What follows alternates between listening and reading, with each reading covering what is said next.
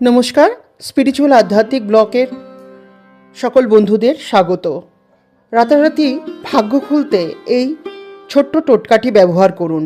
এটি খুবই সাধারণ, এটি নিত্য ব্যবহারযোগ্য একটি মশলা। এটি বিশ্বাস নিয়ে করবেন, নিশ্চয়ই ফল পাবেন। জিনিসটি হলো এলাচ। শুনতে অদ্ভুত লাগলেও বহু মানুষ এটি বিশ্বাস করে অনেক উপকার পেয়েছেন।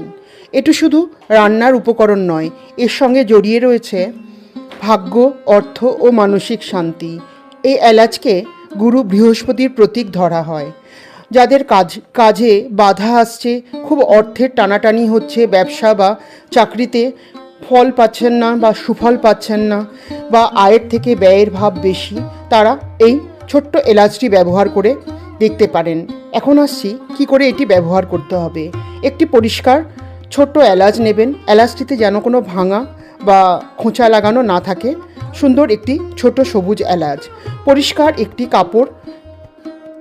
কাপড়ে মুড়ে মানি ব্যাগে বা পকেটে রেখে দেখুন, কিছুদিনের মধ্যেই সুফল পাবেন। এলাচটি যখন শুকিয়ে যাবে তখন বা এর গন্ধ যখন কমে যাবে তখন আরেকটি নতুন এলাচ নিয়ে পুরনো এলাচটি তুলসী গাছের গোড়ায় ফেলে দিন। ব্যবহার করে দেখুন, নিশ্চয়ই সুফল পাবেন। এরকম অনেক কিছু তথ্য এবং টোটকা পেতে আমার এই আধ্যাত্মিক ব্লগ চ্যানেলটি সাবস্ক্রাইব করুন।